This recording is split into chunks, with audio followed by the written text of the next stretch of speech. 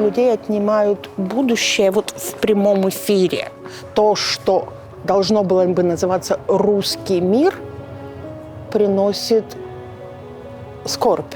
У них была жизнь, у них были планы на майские, на лето, на поступление детей в какой-нибудь вуз, на свидание, на то, чтобы посадить тюльпанчики. От того, что кто-то решил переписать исторические книги, черный не перестал быть черным, белый не перестал быть белым. Идея, что люди, которым мы скажем, какой они народ, она отрицает наше с тобой право самим решать, какой мы народ. И эта придуманная конструкция будет сильнее меня, русского человека? Не, такого не может быть. Тюрьма не самое страшное, что может произойти с человеком. Куда страшнее потерять себя. Все будет очень-очень сложно, но мы будем продолжать делать то, что мы должны делать.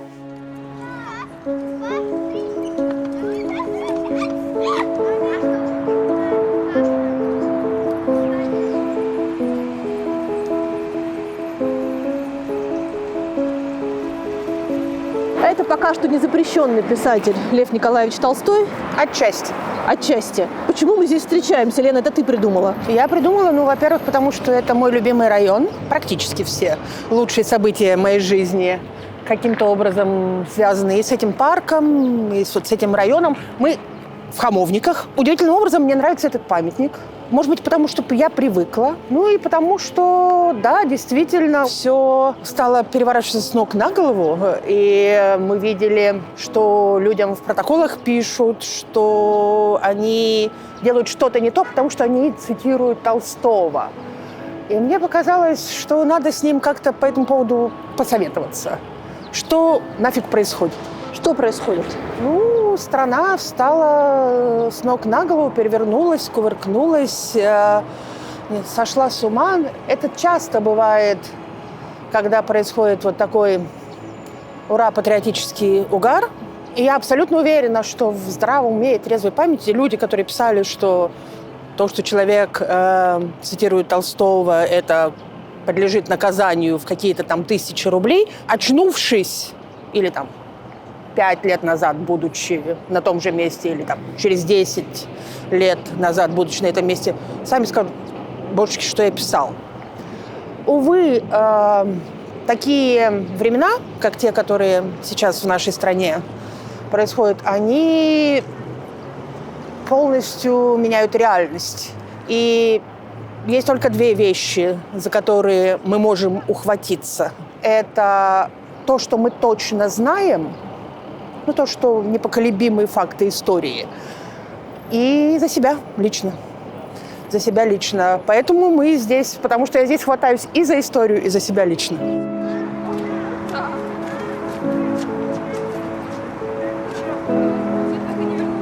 Главный вопрос, который внутри тебя сейчас, это за что или зачем? Главный вопрос внутри меня, что я сейчас могу сделать. Это мы сейчас будем обсуждать, но для этого нужно тогда выбрать фон. Если бы была такая возможность, я, конечно, попросила половину черной, половину белой, потому что мы где-то ровно посередине. Но, наверное, черный.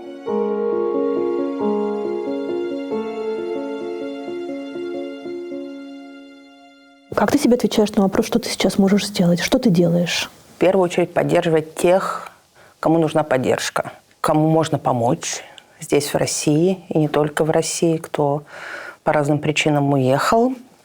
И это очень важно, потому что, мне кажется, слово «солидарность» – это замыленное, но недооцененное слово. В тревожные времена, когда все немножко в панике, когда вот есть такое состояние общего напряжения, очень важно чувствовать, что есть солидарность, что ты не один. Это первое. А второе, я преподаю. Я еще новые курсы придумываю. Я думаю, что их будет больше. Я подумываю отдельный курс про этику в переходных демократиях сделать.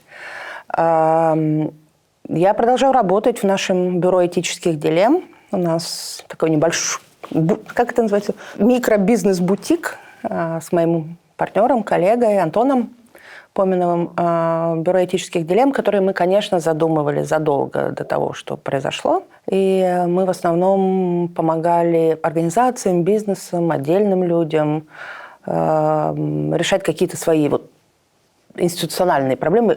Что-то пошло не так в бизнесе, в том числе с государством, в том числе с какими-то внутренними процедурами. Мы это умеем делать, но сейчас запрос стал шире. Задают вопросы вообще, как теперь делать честный бизнес вообще. И мы тоже это стараемся делать. И никуда не девается, конечно, это моя неистребимая потребность участвовать в каком-то общественном обсуждении того, что происходит. Есть целые группы, по-прежнему здесь, в России, никуда не уезжающих коллег, с которыми и замеры проводим того, что происходит, что думают люди, независимые, собственные, и дискуссионные клубы проводим, и встречаемся с теми людьми, которые тоже не очень понимают, в каком мире они проснулись, и совершенно не намерены не бросать ни страну, ни свое призвание, ни свою семью, ни могилы предков. И думать о том, как мы будем здесь жить.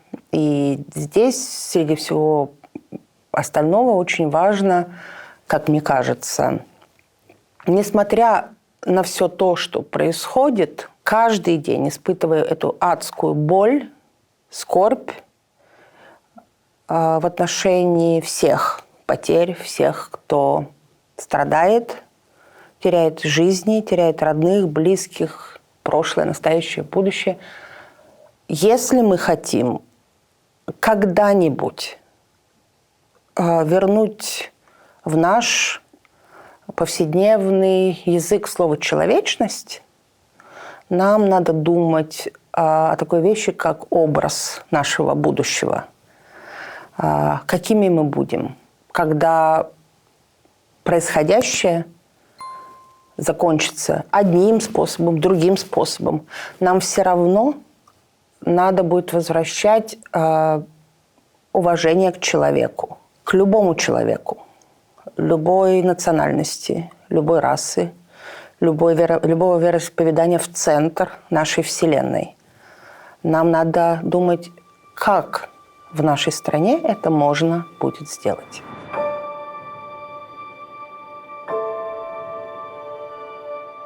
Роза Блюмкин родилась в конце XIX века в деревне Щедрин. Сейчас это территория Гомельской области в Беларуси.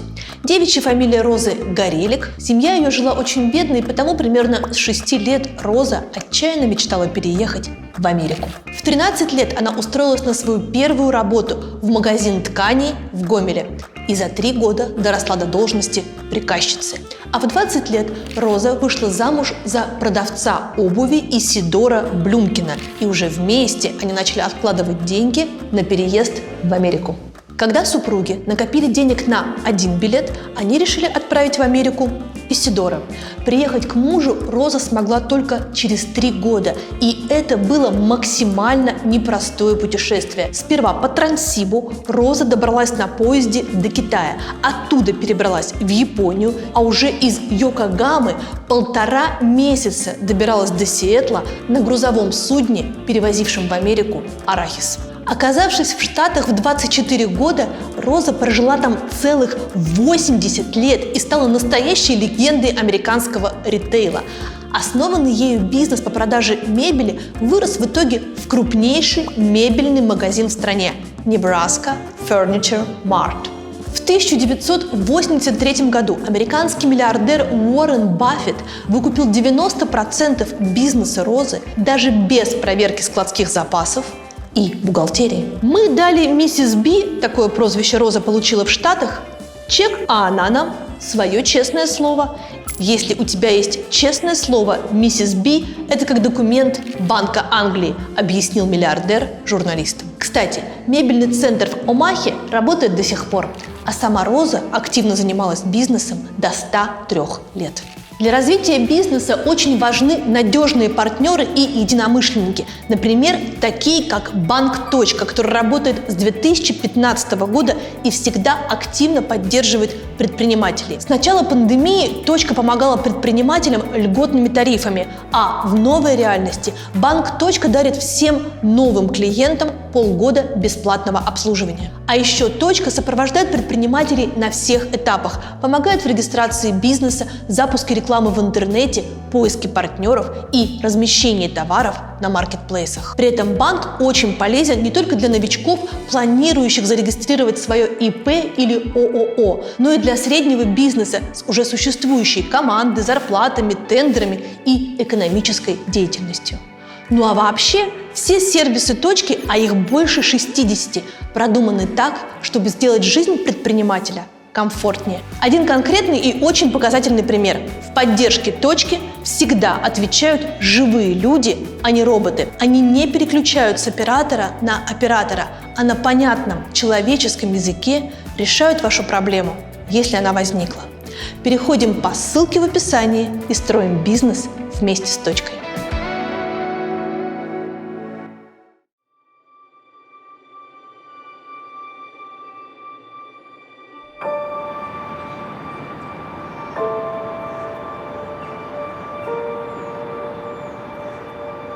Для тебя стоял вопрос встать и уехать или остаться? Нет. Во-первых, я уже уезжала. Я как раз возвращенец. Я возвращенец 90-х. Я попробовала, я посмотрела, я поняла, что моя профессия, то, что я хочу делать для своих детей, для своей страны, оно требует моего присутствия здесь. А сейчас более чем когда бы то ни было. И у меня был очень конкретный план. На самом деле, он не сразу созрел. Наверное, в первые часы, когда все произошло 24-го утром, как и у всех, там были тяжелые вещи. Например? И самые тяжелые слова, которые я сказала, и которые я была готова услышать. Потому что, прослушав вот это все, я пошла к сыну, рассказала ему и сказала: ты знаешь, как хорошо, что мама с папой не дожили, мои. Это ужасно. Я впервые в жизни порадовалась, что родителей нет. На что мне сын сказал: знаешь, ма, хорошо, что у меня нет детей. И я вдруг поняла, что у меня, возможно, не будет внуков, да. И я вот оказалась в этом лимбо, где родители ушли, и ситуация такова, что Продолжение может не будет. Это был тяжелый момент, но я думаю, что каждый из нас, проживая такие моменты, становится сильнее. Это нужно было для меня внутренне, наверное, это проговорить. Все равно оно когда-нибудь случилось бы так или иначе, понять что-то про себя, вот это глубокое. Буквально на следующий день, да, прям 24-го днем или 25-го у меня сложился очень конкретный план, который противоречит всем правилам авиационной безопасности. План состоит из 3 пунктов. Первый – это надеть маску на других, это обеспечить безопасность всех, кто от меня зависит, помочь всем, кто от меня зависит, так или иначе, или, может быть, даже не зависит, а просто каким-то образом связан с той деятельностью, которую я вела, а таких много. Это мои и сотрудники, и бывшие сотрудники, и студенты, и коллеги, члены семьи. Пункт 2 – обеспечить свою собственную стабильность, потому что если я, а я правда уверена, что я должна быть здесь, и я должна делать то, во что я верю. Иначе какой смысл в моем существовании? Позаботиться о себе в каком смысле? Не рассыпаться. Придумать себе тот самый алгоритм, который я утром встаю, я чищу зубы, не кидаюсь в этот дум-скроллинг бесконечных ужасных новостей. Я читаю важные новости, разные новости из разных источников. Я гуляю с собакой, я работаю, я учу. То есть я ставлю обе ноги на землю, я не балансирую. И пункт третий, я, собственно, придумываю, а что мы можем сделать, чтобы не было ощущения, что это навсегда и бесконечно, и никогда не закончится. Потому что нас, людей, которым неприемлема война в 21 веке, нас, людей, которым неприемлемо, что вот кто-то из тех, кто живет рядом с нами, убивает людей, которые тоже живут рядом с нами. Нас довольно много. И нам есть что сказать, и мы имеем право голоса и право действия. Ты готова за вот это свое право голоса сесть в тюрьму? Понимаете, тюрьма не самое страшное, что может произойти с человеком. Куда страшнее потерять себя, остаться где-то там на свободе, переобуться в воздухе и потом ловить в спину или сбоку, или слева взгляды тех, кого ты уважаешь, кто тебя уважал, которые смотрят, думают, ну окей. Мне кажется, цельность человека делает его свободным, независимо от того, где он находится. Мне кажется, сохранить свою цельность значительно более важная задача, чем беспокоиться по поводу того, какой еще один там закон примут, по которому с тобой что-то могут сделать. А могут принять все, что угодно. Что вот нельзя стоять на плитке вот так. В белых кроссовках. А в разных вообще катастрофа. Вот, просто катастрофа. Ну, пускай придумывают. В конце концов, это же такие же живые люди. Это же на самом деле вся история про то, что все думают, что вот где-то есть люди, которые круче нас знают, что нужно России, нашей стране, нашей родине, моему городу, моему району, вот моему, простите, муниципалитету. Да нет, это такие же обычные люди, которые по тем или иным причинам волной где-то связи, где-то денег, где-то стечению обстоятельств оказались людьми, принимающими решения, но они абсолютно такие же люди, как и мы. И поэтому у меня нет ощущения, что там рок какой-то сверху нами повелевает. Нет. Сейчас они наверху, до них были другие. Хорошо быть историком. Все это проходит, все это меняется. Отъезд – это принципиальная вещь? Кому-то да, кому-то нет. Люди, которые уезжают, возможно, они облегчают задачу нынешней власти? То есть все, кто не согласен, встали и уехали? Или усложняют. Вот что-то они все побежали вон айтишников обратно заманивать. Да нет. Ну, журналистов не приглашают. Я бы подождала какое-то время и посмотрела. Вся ситуация, на мой взгляд, явно пошла в разнос, и явно пошла не по плану. И если он вообще был, я думаю, что потребность в думающих людях, в людях, которые способны нормализовать страну, мы обязаны, безусловно, возвращать это вот закон туда, где он должен быть, и раздавать в соответствии с законом каждым сестрам по серьгам, потому что безнаказанность ведет к разрушительным последствиям. И для того, чтобы это делать, в стране потребуются думающие и умеющие свободно думать и свободно творить, в том числе в плане государственного строительства люди. И в журналистике. Когда это будет? Я не знаю, я только точно знаю, что в большие смутные времена все случается ровно не тогда, когда кто-нибудь предсказывает.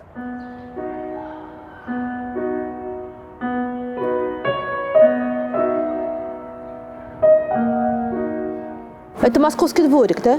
Это московский дворик. Вот я с Теодором, у меня есть Теодор. Пес. Пес. Хожу гулять, и вот мы неизбежно каждый день здесь проходим. И вообще это такое место, я его называю место про нормальность.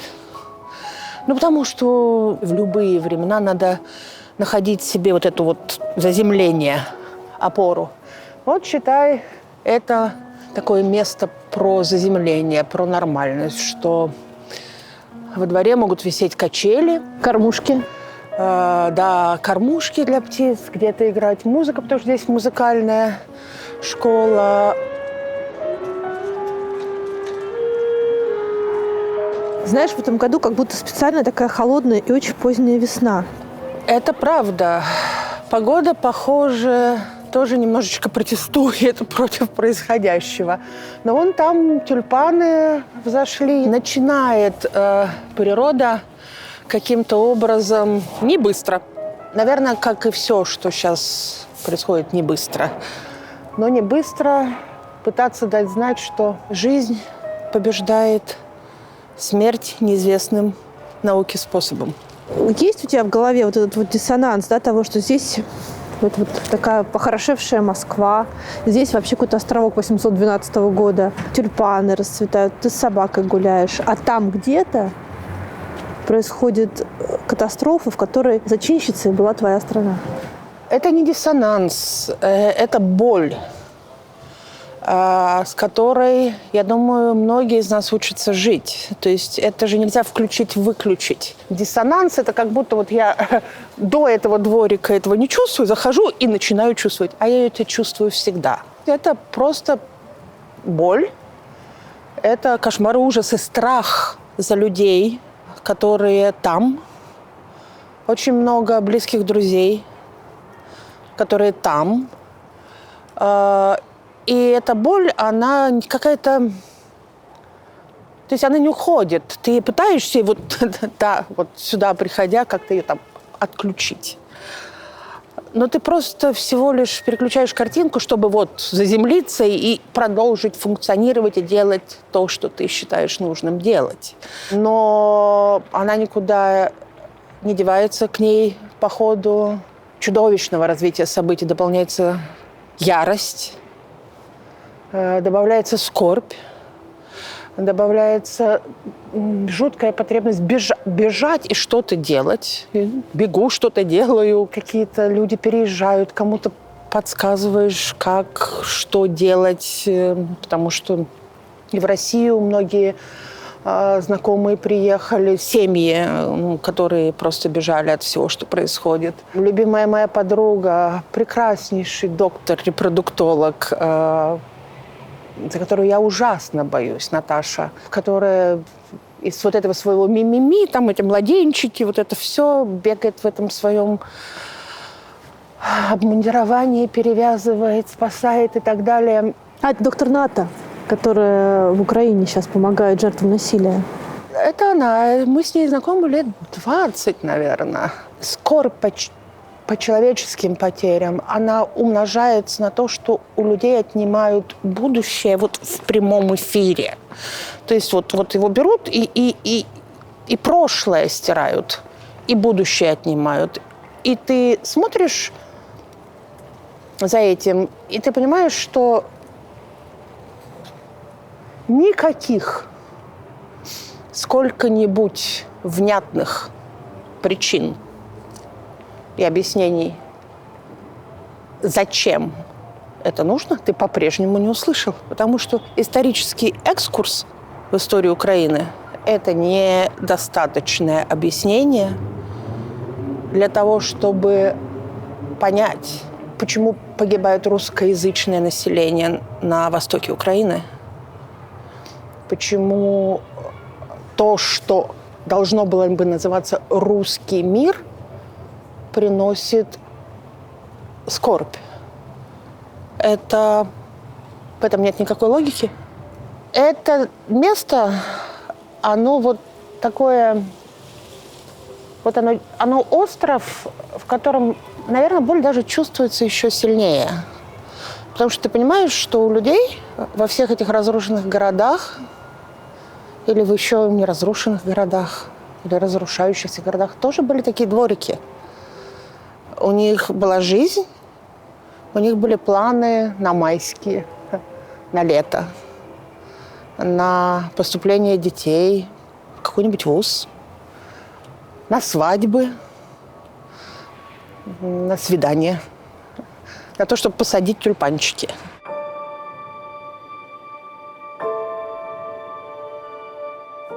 Эрих Фромм – немецкий социолог, философ и психоаналитик, считающийся одним из основателей неофрейдизма и фрейдомарксизма. В отличие от Фрейда, Фромм фокусировался не на биологических мотивах в поведении человека, а на социальных факторах.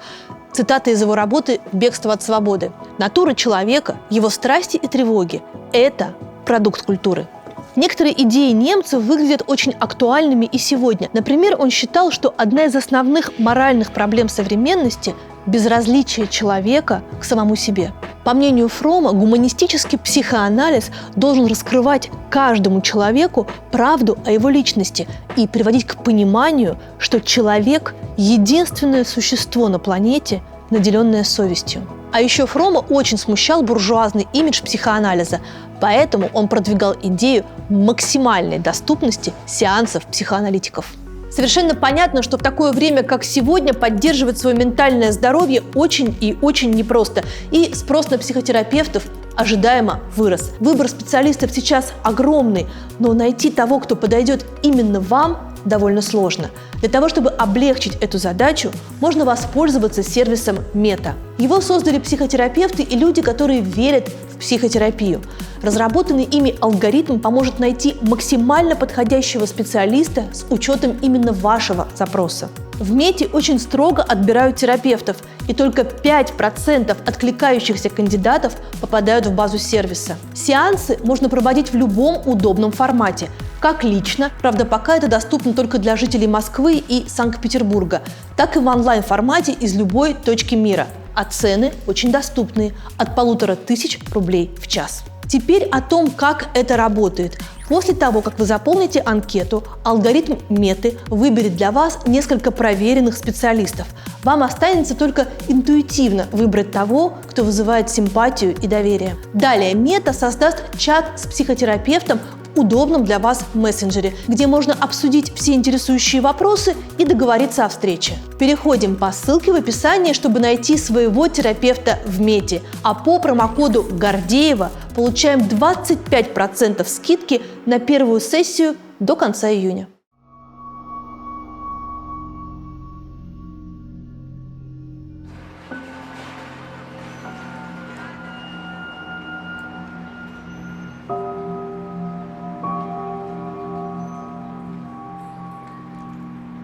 Толстой писал, что война состоит из тысячи мелочей, да, то есть тысячи мелочей, их совпадение приводит к войне. В учебниках истории потом про это пишут исторические предпосылки там, того или иного события. Ты, как историк, можешь объяснить, была какая-то роковая причина или роковое стечение обстоятельств, или что-то, что сделало ситуацию необратимой и привело всех к 24 февраля? Это длинная история про череду обид огромного количества людей. Обид, связанных и с тем, что кто-то не так себе представлял то, что произойдет после 91 года. И кто-то не так себе представлял, что произойдет после 93 года. И тех, кто не так себе представлял, что что-то пойдет там, иначе после 2000 года. И дальше бесконечное количество факторов. Другое дело, что общая канва событий связана с тем, что милые, пухлые мальчики, там, сидящие на диванах и придумывающие истории про какую-то великую империю, в которую они верят. Я половину из них знаю, то есть они в какой-то момент оказались востребованы. Они оказались востребованы. А ты о ком сейчас говоришь? О какой категории пухлых мальчиков? Такие, чуть не сказала, когда-то были милые. А вообще, это люди, которые вдруг... В Советском Союзе не было никаких политтехнологов и не было вот этих каких-то там людей, которые управляют процессами, да. А сейчас вот смотришь на какой-то перечень людей, которые так или иначе формируют общественное мнение. Ты читаешь их биографию. Вот они там выборы губернатора какого-то края, Ну, такая политтехнология. То есть, условно говоря, речь идет о младореформаторах, которые потом стали технократами типа Кириенко. Нет, это вот еще на уровень ниже. Это технологи, это те, кто носит бумаги условному Кириенко, которые думают, что они формируют смыслы. Среди них, да, очень много людей, увлеченных русской идеей. Там действительно вот эта фундаментальная история про то, что власть сакральна, есть всегда власть, и есть существующий вокруг нее вот этот некий русский мир, в котором нет человека. Это меня всегда удивляло, что на самом деле, если там вчитаться, там есть человек со слабостями, со сложностями, но русскому человеку в этой литературе приписывается неспособность к самоорганизации. Нужен кто-то, кто вот организует. То есть идеи все классные, народ подводит. Я ненавижу эту историю. Вот это все, что мы сейчас слушаем. Мы можем сейчас с тобой взять, открыть любой телеграм-канал и просто проскроллить и почитать. Там будет народ, там будет люди, там будет население. Но если кто не заметил, мы вообще-то граждане Российской Федерации. Каждый индивидуально, со своим паспортом, со своим правом голоса, со своими налогами, которые мы платим, со своей общественной ролью. Иногда там в благотворительности, вот ты в журналистике, я в своей деятельности, там, в той или иной, в преподавательской. Мы отдельные люди, которые в совокупности называемся граждане Российской Федерации. Так Конституция начинается. Она не начинается люди, проживающие на территории, не там народ, людишки там какие-то и так далее. Вот это обобщение, когда в борьбе за русский мир теряется человек, а уж тем более его жизнь, это самое чудовищное, что вылезло из всей этой истории. И ты меня спросила, что к этому привело? А привело именно то, что власть очень боится того, что вот эта вот моногамная масса людей, населения, народа вдруг осознает себя гражданами и начнет реализовывать свои права и обязанности свободно и абсолютно не ориентируясь на кто там когда чего-то написал в XIX веке.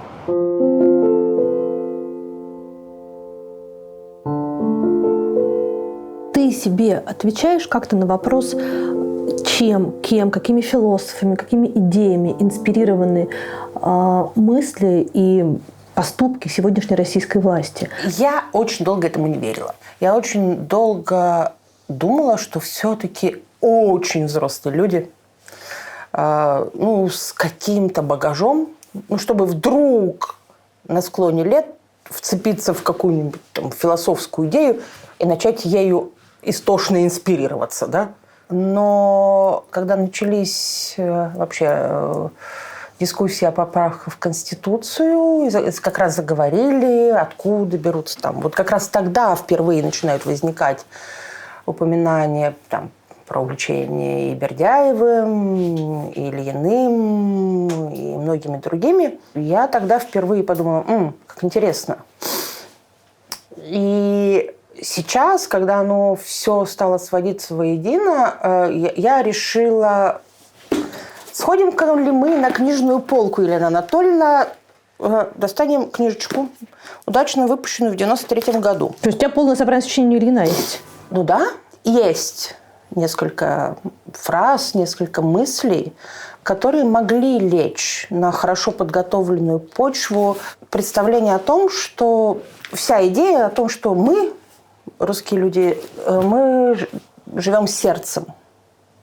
И мы к самоорганизации, как любые люди, которые не очень разумом, а сердцем, мы не очень предрасположены.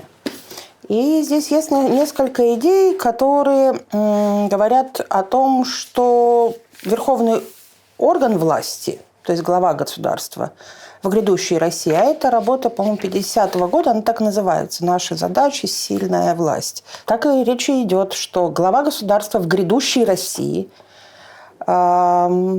должен помнить следующее. Коллективное, не единоличное строение этого органа ослабит его политическую силу. При прочих равных условиях единоличный глава государства представляет более сильную волевую власть, нежели любой совокупный орган. То есть парламент нет. Точно так же избираемый глава в полномочиях своих срочный, а тем более краткосрочный, сменяемый, или тем более легко сменяемый, зависимый от других пересекающихся или авторитетно контролирующих органов, ну, всяких там прокуратур, счетных палат, лишенный самостоятельной инициативы явит власть слабую. По общему правилу он создает в неответственнейшем месте государства центр безволия, интриг и замешательства. Такой центр власти грядущей России не нужен. Фактически описана конструкция, которая нашла свое закрепление, где парламент довольно декоративен, где сменяемость даже считается вредной, легкая сменяемость вообще вредной, и влияющие контролирующие органы – тоже сомнительная ценность. В этом смысле, я думаю, все, что вокруг этих глав написано, и про русскую идею, и про вдохновляющую роль власти, и про то, что как раз власть должна сформировать некий образ вот этого русского единого мира. Но мне кажется, если мягко говорить, это очень неблагоразумно, если не сказать легкомысленно, основывать вообще будущее целой страны, настоящее огромного количества людей на нескольких фразах даже очень умного человека, но правдивость которых, истинность которых никаким образом исторически не подтверждена. Мне кажется, опасение осознанной гражданственности, которая, в общем, нарождалась и среди граждан Российской Федерации, во многом привела к тому, что, увидев, что вот там вот в соседней стране, в Украине, люди сами вдруг чего-то там решают и выбирают не того, кого предполагалось, она во многом предопределила желание этого не допустить, чтобы этого не было. Как бы постфактум немножко, но я думаю, что во многом вся эта история про то, что пишут там все эти мыслители современности, что украинцы – это те же русские, которые просто забыли, что они русские. Эта идея, что каким-то образом это люди, которым мы скажем, какой они народ, она отрицает наше с тобой право самим решать, какой мы народ. Я еще раз спрошу, в будущем учебнике истории, когда будет глава «Исторические предпосылки войны 2022 года». Что там будет написано? Потому что обида, она не может быть историческая предпосылка. Нет, почему же? Ого-го, сколько войн произошло из-за обид самых разных. Но в учебниках про это не пишут. Вот я и хотела сказать. Я очень надеюсь, что в будущем будут учебники, где не будет вот этого вот там 3 пункта про это, 3 пункта про это и 3 пункта про это, потому что в результате качество образования похоже на среднестатистическое качество образования, особенно в части истории, к сожалению. Я думаю, что это должно быть не только в учебниках истории, это будет быть и в учебниках государственного управления. Это должно будет быть в учебниках политических наук. О том, как построение государства на основе никогда не состоявшейся по-настоящему, в общем, демократической трансформации, когда люди по-настоящему в условиях не когда у тебя там $7 за бар или тебе нечего есть, а когда у тебя есть возможность, в общем, в относительно комфортных условиях, в общем, реализовывать свое право. В условиях несостоявшейся демократической трансформации, в условиях отсутствия противодействия коррупции, в условиях увлечения идеями исключительности. А это то не мы первые. С идеями исключительности в топку истории многие кто улетел. То есть мы тут особенные, мы сейчас всем вам покажем. Ничего хорошего в учебниках истории про этих людей не написано. Я думаю, что даже в учебнике русского языка, когда там будет что-то про слово «мир», а у него же много значений. И удивительным образом то, чего все хотят, нормальные люди сейчас истошно, это мира. Оно называется тем же словом, что и слово, которое используется в словосочетании «русский мир». И эта придумка, что некая наша коллективная прекрасность и величие оправдывает любую смерть, это будет в учебниках, и я надеюсь, это будет усвоено. Недостаточность демократических реформ и построения демократического государства. Коррупция. Увлечение идеями исключительности и величия. Это все? И невыполненное домашнее задание по внутренним экономическим, социальным реформам. Почему? Но это даже не причины. Это то, что сделало это настолько легко возможным.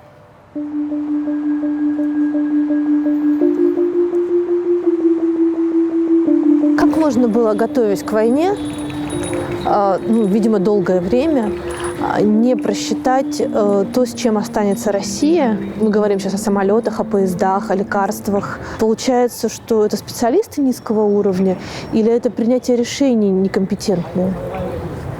Или плохо информировали, как обычно? Если асфальт и плитку криво кладут, с чего можно сделать вывод, что прогнозы у них не кривые? У них какое-то безумное увлечение каких-то эзотерическими представлениями о везучести собственной. Раз вырулили, 2 вырулили, 3 вырулили, и опять вырулим. Я думаю, что в этот раз вполне возможно ситуация зашла так далеко, что могут и не вырулить. Вот в аптеку мы заходим, покупаем прыскалку в нос, потому что что-то начинает свисти, да? И те говорят, а чек мы пришлем вам на почту. Мы каким-то образом умудрились не придумать, как производить бумагу для чеков. И это такая вот верхушечка айсберга, где мы еще много чего не придумали. И об этом, конечно, знают. Потому что у нас, в общем-то, сидят 33 миллиарда всяких этих экономистов, которые все это обсчитывают. Другое дело, что мы с вами тут неизбежно упремся в мою профессиональную тему. Коррупция. Да, мы неизбежно упремся в нее, и ничего хорошего она в ситуации, которая сейчас складывается, она не обещает. В конце 70-х исследователь по имени Роберт Клитгард вывел так называемую формулу коррупции, которую очень многие критикуют, но она звучит следующим образом. Коррупция равно монополия плюс дискреция, то есть возможность принимать решения единолично, минус прозрачность. честно говоря, я давно вокруг этой формулы плясала, и она мне не очень нравится, потому что я не вполне уверена, что коррупция, она только про институты. Я думаю, что она еще и про человека, про готовность человека вот эту монополию использовать для себя. И поэтому я туда еще добавляю минус мораль, да? Минус этика, минус твои личностные качества. Ну, или плюс алчность, если захотите, да? То есть вот ты алкаешь богатств. В сложившейся ситуации монополия растет. То есть монополия растет. Возможность единоличного принятия решения растет. То есть монополия растет, плюс возможность принятия решения единоличное растет, там, рулить, кому дать заказ, кому не дать, потому что, в общем, поле-то сужается. А прозрачность уменьшается, ну, потому что СМИ до свидания, НКО до свидания, все до свидания, там, одинокая счетная палата останется. И получается, что... Ну, а про мораль я вообще помолчу. Та самая ситуация, кому война, кому мать родна. И представить себе, что под видом изменения структуры экономики в силу тех требований, которые сложились в данный момент, то есть импортозамещение, там, отсутствие западных производителей, уход западных компаний, уход банковского западного сектора там, и так далее, у людей, у некоторых там сейчас крылья, наверное, чешутся под лопатками. Здравствуйте, 90-е, опять все можно. И тут у меня серьезный вопрос. В качестве человеческого капитала, который бы по-настоящему верил в необходимость, возможность противодействия коррупции, а самое главное, умел бы это делать, то уже, в общем, особых инвестиций не было.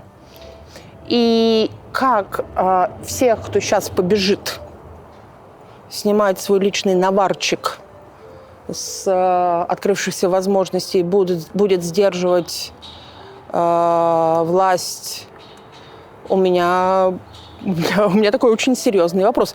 Вот тут-то, возможно, глазки и откроются.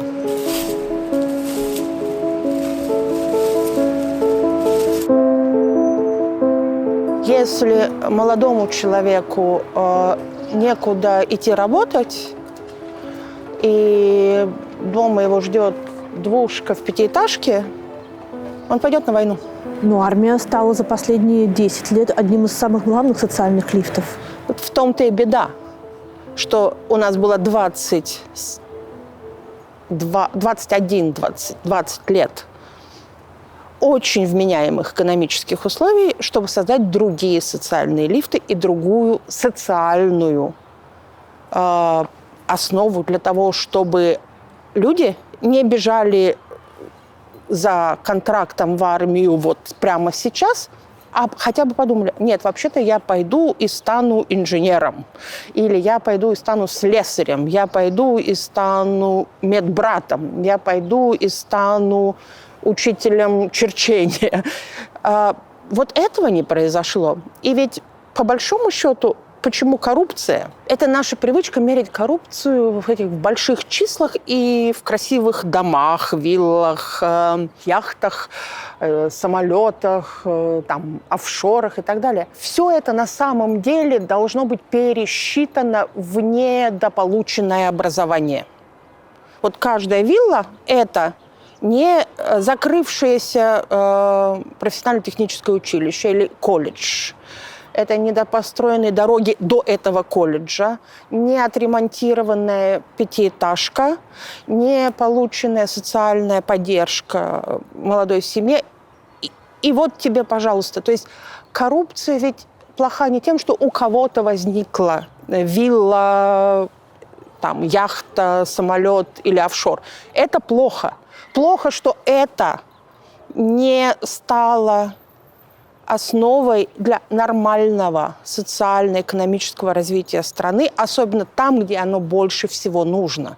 Не в Москве, где и так все неплохо, а там, где живут 98% россиян в весьма сомнительных зачастую условиях, считаю, что это норма. Если говорить про коррупцию, она же не только в материальном, она не только в деньгах, она не только в постройках, там, кораблях, машинах, заводах, пароходах. Она же и в том, как люди попадают на всякие должности, всякие непотизмы, фаворитизмы, отрицательный отбор, кадровый отрицательный отбор. Запуск программы «Лидеры России» отчасти был таким ярким свидетельством, что нету. Вот надо срочно обновлять.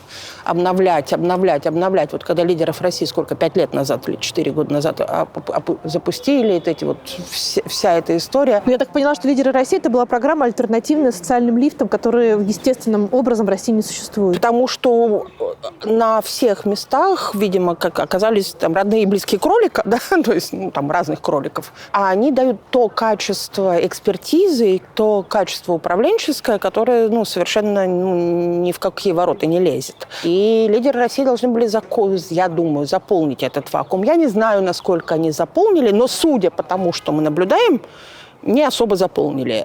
Потому что, безусловно, не просчитать все, железная дорога, реакция Запада, то есть есть вопрос к внешнеполитическим нашим товарищам, знание стран, которые рядом с нами находятся, то есть что из себя представляет Прибалтика, что из себя представляет по-настоящему Украина, что из себя представляют многие страны, которые оказались так или иначе вовлечены в орбиту непосредственного конфликта, все оказалось таким приблизительным, то есть очень приблизительным. И экономические прогнозы и готовность инфраструктуры. Это диверсия или это некомпетентность? Я продолжаю читать эти курсы, свои про коррупцию, антикоррупцию. В начале любого курса я всегда говорю, что мы очень часто вокруг себя видим что-то, что вызывает у нас какие-то вопросы. Что это? Это всегда развилка. Это либо некомпетентность, банальная некомпетентность, люди не знали. Причем иногда без злого умысла не знали, их не доучили. Или коррупция. А посередине есть еще маленькая такая прослойка, называется идиоты.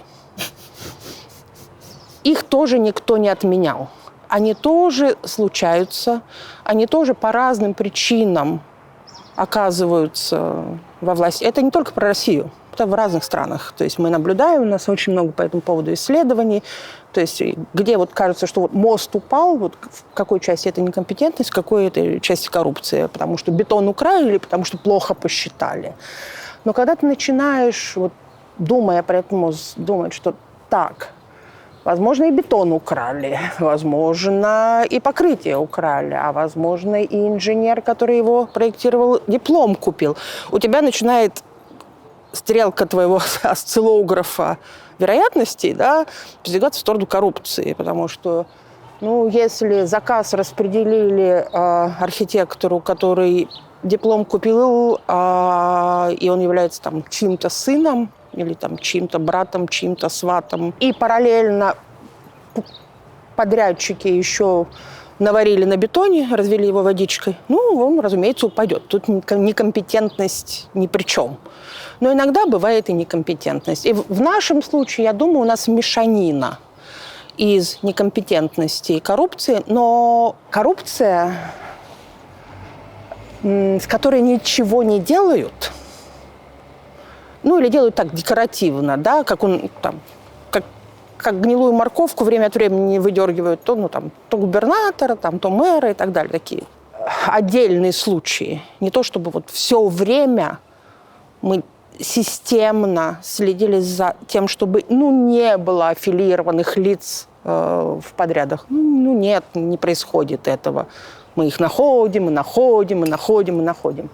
Так вот, когда долго, десятилетиями Ничего не происходит ни с коррупцией, ни с коррупционерами. Это две разные вещи. Борьба с коррупцией и борьба с коррупционерами. Да? Борьба с коррупционерами – это вот как раз, когда ловят отдельных человечков. А борьба с коррупцией – это когда убирают условия, которые позволяют этой коррупции возникать. Возникает что-то еще более страшное. Возникает ощущение безнаказанности. И она начинает, вот я скамеечку скоррупционировал.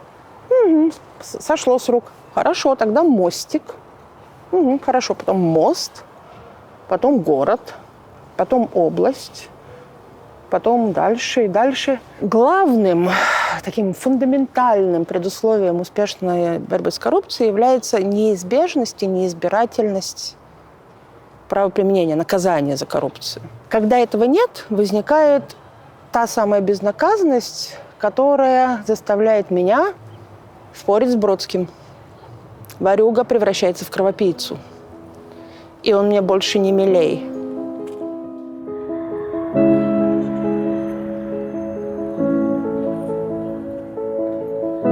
За что ты любишь Москву? За то, что здесь родились мои дети. За то, что я себя здесь чувствую на своем месте. Стараюсь, как могу, сделать ее лучше. Я в нее вкладываюсь. В прошлом году розочки посадила, например. Ну, а если серьезно, я правда какой-то чертовский патриот. Я не знаю, как так получилось. Мама с папой старались, правда. Но не то, чтобы прям вот какие-то специальные разговоры вели. Да я, в общем, и работу свою выбрала, ту, которая связана с противодействием коррупции. Выбрала, в общем, во многом именно поэтому. Потому что я не знаю более патриотичной работы, чем противодействие коррупции в стране, которую ты любишь. В 1994 году ты уезжаешь из России. Нет. Я в 1995 году поступаю в дипломатическую академию МИД. Так. А когда ты уезжаешь? Уже после. Знаете, уже после этого, да. Нет, я после этого в дипакадемию. Нет, я рожаю сына в очень удачное время. Февраль 92 года очень удачное время, чтобы рожать детей. Чтобы я от 90-х плакала, я один единственный раз. Я помню, врач в поликлинике сказал ввести прикорм. Я сказала, прикорм. Я молодая мать, прикорм. Какое-нибудь картофельное пюре. 92-й год, конец 92-го. Там, может быть, начало 93-го. Картофельное пюре. Я пошла, купила картошку. Думаю, сделаю пюре. Пюре-то я делать умею. Понимаешь, я сижу, вот этот пакет, и я его чищу. Я срезаю, а там гниль. И у меня вот от такого пакета картошки, который я купила, прикорм уже велели, а я же первый ребенок, надо все делать по правилам. И у меня так остается, знаешь, такая жменька вот как-то обгрызанных этих, сердцевинок картофельных, с которых там, пюре какое-то там получится. Я думаю, а как же я его выращу? То есть я сидела и рыдала над этой гнилой картошкой. Я сидела просто... То есть я ее чищу, а гниль не кончается. То есть ты ее чистишь, снова берешь, чистишь. Что-то начистила. И вот тогда я дала себе слово, что не-не-не-не-не. Мы со всем этим что-то будем делать. Я пошла работать, потом я решила, что мне надо разобраться с политологической, международной частью всего, что происходит. Получила второе образование, и только после этого поехали, посмотрели, как живут всякие зарубежные страны, пришли к выводу, что нам надо сюда. Две точки. Почему поехали? Потому что, во-первых, была... Это была иммиграция или это была ознакомительная поездка? Нет, это была учеба. Так обычно все и начинается. В первый раз это была учеба в Штаты. Как только она закончилась, мы вернулись. Но тут же мне предложили контракт в Париже, в Организацию экономического сотрудничества и развития. Мы поехали туда. И уже в этот момент я серьезно занимаюсь не только... То есть политологией в широком смысле этого слова. То есть уже коррупция начинает так выдвигаться в центр моих исследовательских интересов. Я по-прежнему еще больше такой академический исследователь. но она уже начинает двигаться. А в России тогда ничего вообще по поводу коррупции вообще, ни словом, ничего не было. То есть один указ президента Ельцина 95-го, одна страничка была.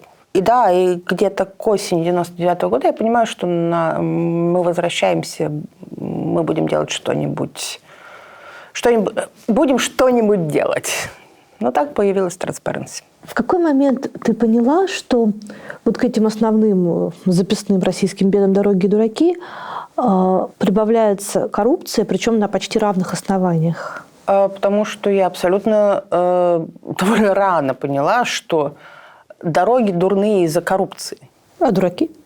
Дураки распространены по человеческой популяции в мире.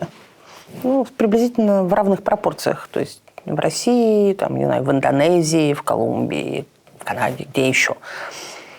Но так, чтобы исторически все время спирать деньги на дороги, это действительно такая, в общем, действительно почти скрепа. И она мне очень не нравится. Действительно ли коррупция является частью русского национального характера? Нет. Докажи. Ты, я и у меня просто, может, возможности нет. Тем не менее. И очень много людей, которых мы с тобой знаем. На самом деле, если каждый так вот вдумается, мы знаем очень много людей, которые могли, но не воспользовались этими предоставшимися возможностями. Молекула коррупции, которую я обычно рисую студентам, да, вот это возможности, отсутствие контроля и личная алчность. Вот эти три составляющие. Возможности всегда есть.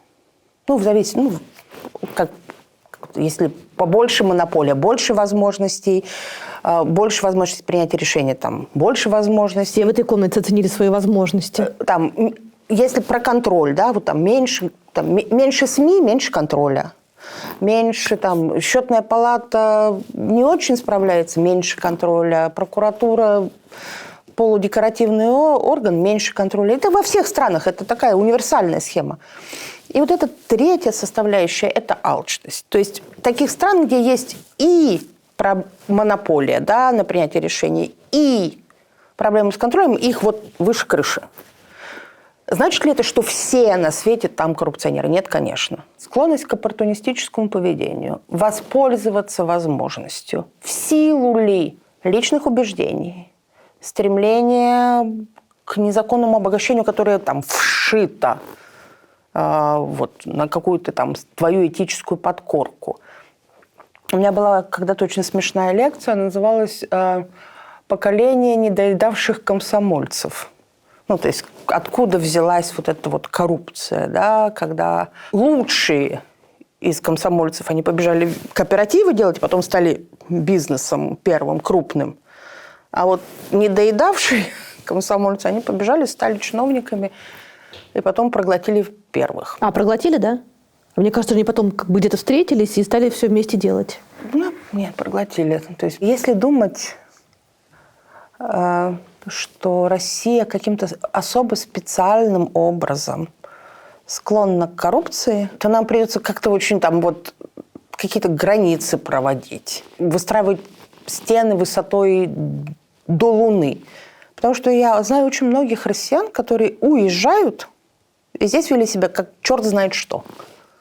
Вполне себе коррупционными способами.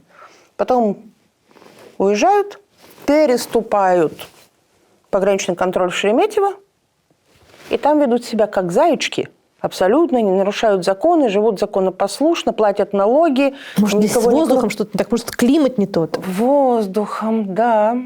Это, кстати, заявка в национальные, там говорят, будут национальные научные исследования какие-то, про воздух, бациллы коррупции. Можно подать. На самом деле, конечно, культурная составляющая присутствует. Она присутствует в той части, где никогда не было даже намека, что мы серьезно, кто-нибудь из нас, либо гражданское общество, либо власть, мы готовы этим серьезно, долгосрочно заниматься, противодействовать коррупции. Всегда был такой намек на мы так слегка прикидываемся. У меня есть уважаемый, прекрасный, замечательный коллега Симон Гдалевич Кордонский, который тоже пишет про коррупцию, но он социолог, но он про коррупцию тоже пишет. Он вообще считает, что коррупция – это способ гражданского общества России спасаться от государства. То есть в его концепции мира, это, в его научной концепции, коррупция, она имманентно присуща, потому что только коррумпируя государство, гражданское общество может выживать. То есть как бы наебывая его. Ну да, а государство, оно всегда изначально... Тот, кого хотелось бы. В этой концепции меня всегда смущает одно, что государство всегда чудовищно. То есть это предполагается, что не чудовищного государства не бывает. А я, например, знаю, что бывает. Я знаю в соседних с нами странах. А хотел сказать, в нашей стране есть какой-то период, когда оно было... Да. В 90-е было тяжело, но государство не было чудовищным. Кого-то там СМИ закрывали, кого-то сажали, кого-то убивали, войны начинали. Начинали? Чеченскую войну. Как минимум? Да. Мне кажется, этого во. И, пожалуй, это и предопределило начало конца. А семибанкирщина? А коробки из-под ксерокса? В том-то и дело, что это же было не государство ужасное, то есть государства не было. Государства как такового не было, государственных институтов не было, то есть фактически оно создавалось с нуля. То есть это были протогосударственные институты, то есть по большому счету у нас только парламент пытался быть государством, а все остальное нарастало по ходу событий. По большому счету все ошибки, все родовые травмы того, что получилось в нулевые, оно как раз вылилось из Чеченской войны из 96-го года. Из выборов 96-го года. Люди, про которых мы долгое время полагали, что они есть тот сдерживающий баланс автократии, стремительно идущий к тоталитаризму, это люди из 90-х, это люди, которые появились на поверхности при Ельцине и остались с Путиным. Когда их называли младореформаторами, потом они стали либеральным крылом путинской администрации и всего остального. Какова их роль была все эти годы на самом деле? Это чистой воды оппортунистическая бюрократия, которая занимает ровно ту позицию, которая позволяет им сохранять свои позиции в этой иерархии, продвигаться или как-то иногда чуть-чуть. То есть они там оставались не для защиты либеральных ценностей, а они там оставались для защиты своих капиталов или своего статус-кво? Нет, смотри, оппортунизм – это всего лишь использование возможностей. Приписывать людям, что они одной идеологии придерживаются всю жизнь, это значит отрицать всю историю философской мысли. Люди меняют взгляды. Посмотрите на Энгельса с Марксом, с чего они начинали и куда их занесло. Если посмотреть на список первого экономического кружка, который у Гайдара собирался и планировал эти реформы, которые будут там, где были и Чубайс, и Авен и так далее. Там же и Глазьев. Где сейчас Глазьев и где сейчас Чубайс, то есть это а начинали вместе и долго были вместе, и, в смысле параллельными путями шли, потом взгляды изменились, потом изменилась потребность в самореализации. И именно поэтому я считаю, что это чистая оппортунистическая бюрократия, оппортунистическая политическая элита, которая выживает и живет, и двигает страну, куда сможет, в соответствии с тем, где пролегает в данный момент генеральная линия. И личные идеологические убеждения откладываются на полочку, если они в данный момент не являются доминирующими. Потом их можно достать и помахать ими кому-нибудь. Некоторые из этих людей уехали из России.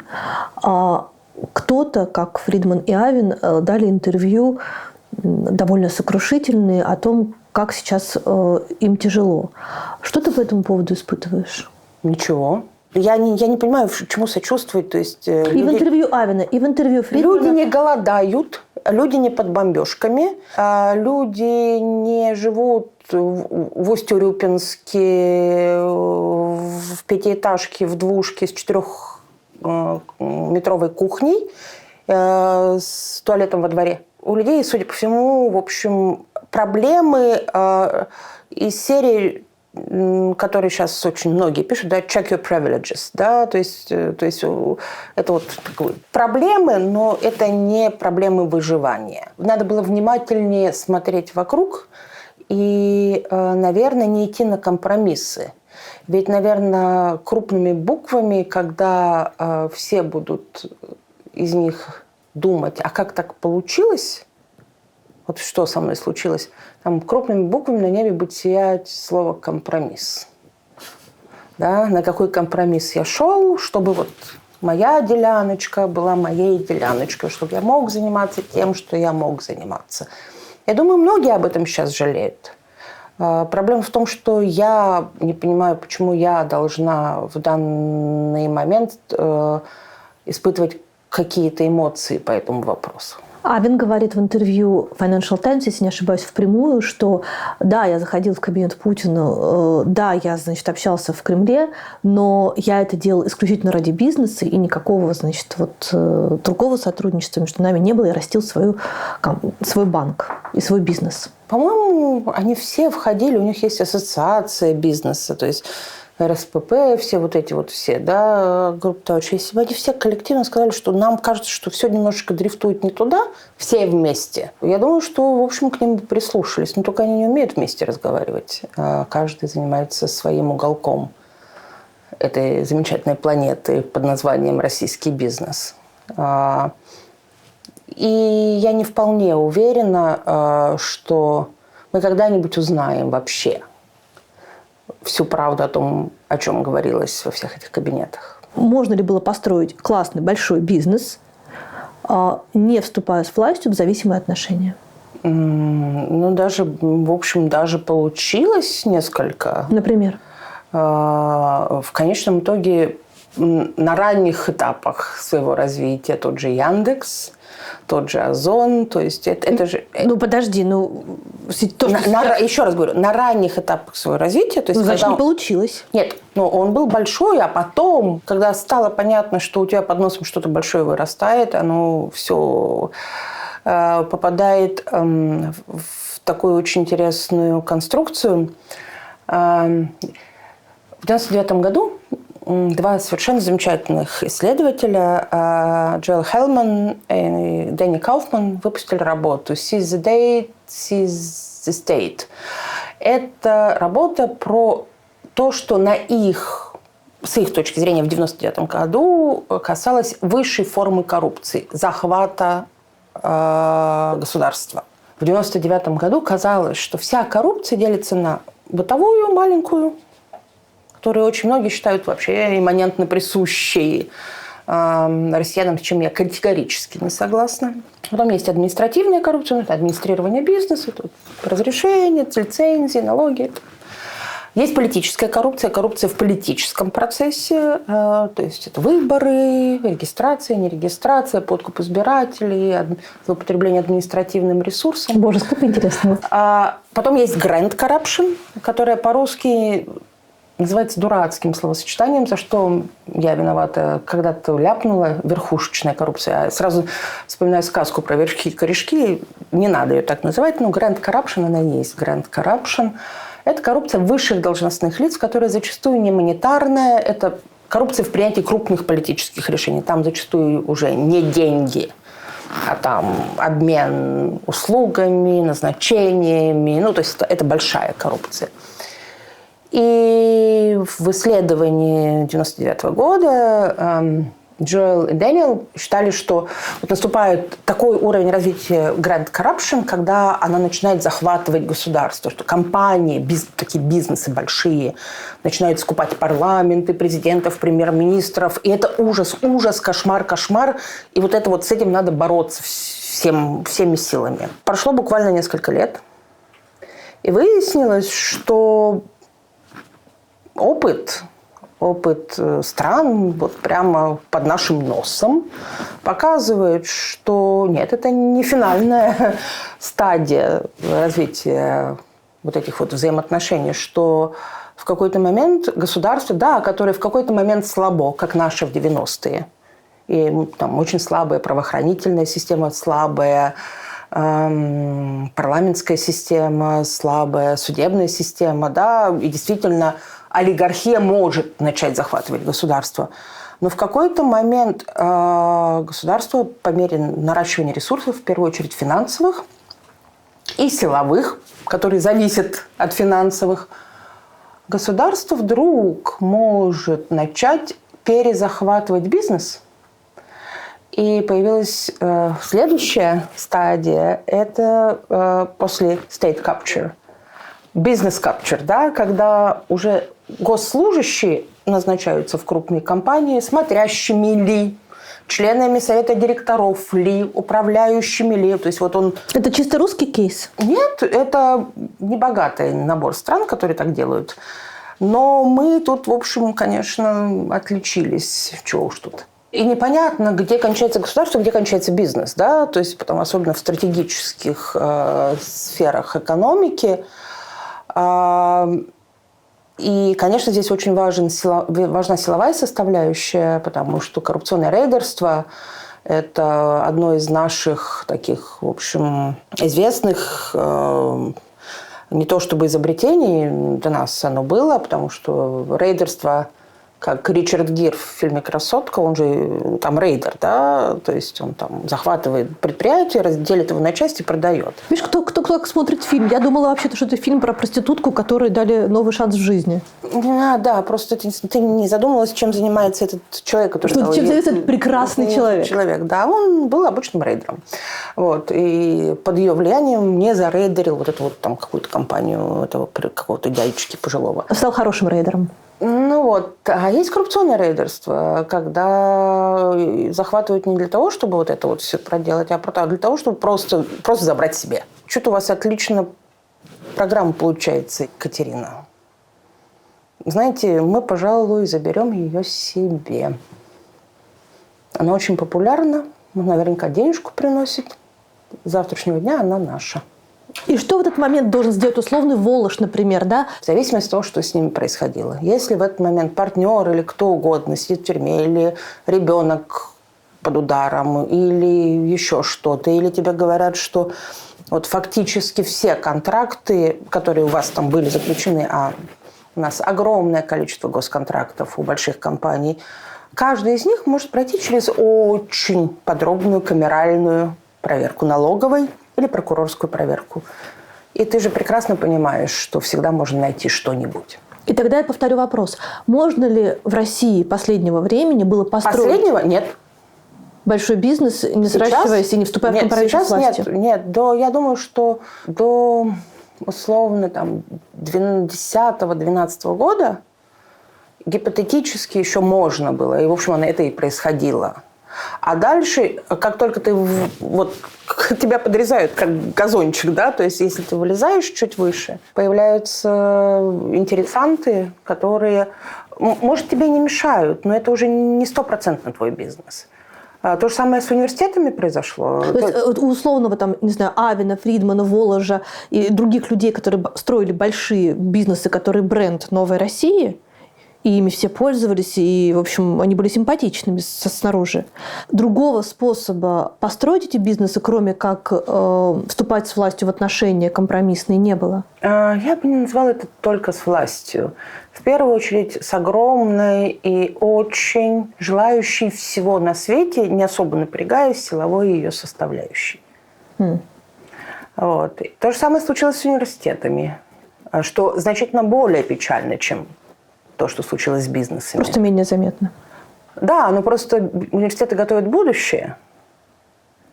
То есть они готовят тех, кто должны сделать будущие бизнесы. То есть и это вообще мина замедленного действия. Так что это гиперцентрализация, которая в принципе не очень заинтересована в инвестировании. Но ведь это же не про инвестиции, правильно? Это же про прибыли. То есть она вряд ли может принести что-то долгосрочно хорошее.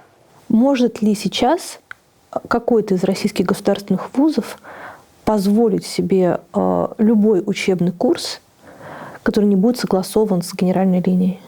Думаю, что вряд ли.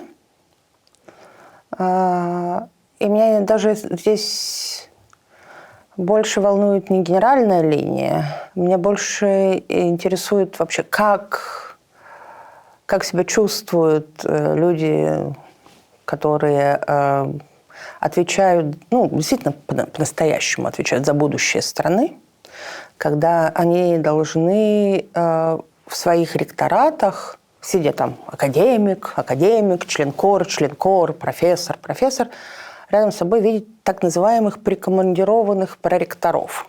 Они есть? Они есть во всех. Это не секрет? Нет. По этому поводу, в общем, довольно обширная литература уже написана. Вопрос уважения к себе, вопрос свободы, академической свободы, вопрос того, стоило ли тратить это действительно десятилетия, чтобы создавать себе имя, да, там, каким-нибудь ректором стать, на которое иногда прям студенты, я видела, как это бывает, молятся, чтобы потом его так вот вынести на блюдечке с голубой каемочкой кому-то. Для меня это такой очень сложный вопрос, который как раз я бы хотела в какой-то степени для себя понять, потому что в личной жизни, в нашей индивидуальной жизни мы, в общем, свободны, да, чтобы принимать те или иные решения. Но когда ты отвечаешь за сотни, тысячи, десятки тысяч молодых людей, которые реально будущее страны, то появляется ответственность. Это не твои хотелки. Хочу, не хочу, ой, сказали, ой, приказали, ой, по телефону позвонили. У тебя есть ответственность перед не просто этими ребятами, которые пришли к тебе учиться, а перед всем их будущим, какими они станут, какими врачами, инженерами, экономистами, политологами, социологами они станут, какую страну в дальнейшем они отстроят. И когда ты в программировании того, что им преподают, как им преподают, в какой атмосфере им преподают, начинаешь идти на то самое чудовищное слово «компромисс», ты как будто немного вот эти свои десятилетия славной карьеры отдаешь куда-нибудь там, в ломбард.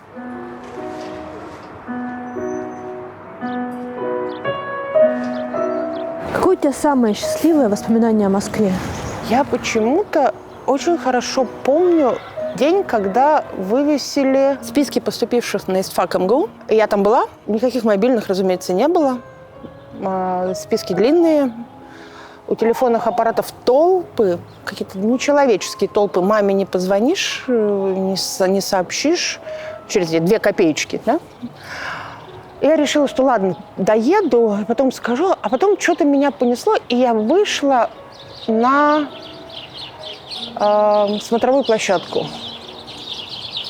И был какой-то такой солнечный, бесконечно солнечный, прекрасный день. Я так стояла на этой смотровой площадке, и это, божечки, весь мир мой в моем любимом городе. Это был какой-то такой момент. Потом мама мне, конечно, задала трёпку, что я сразу не позвонила.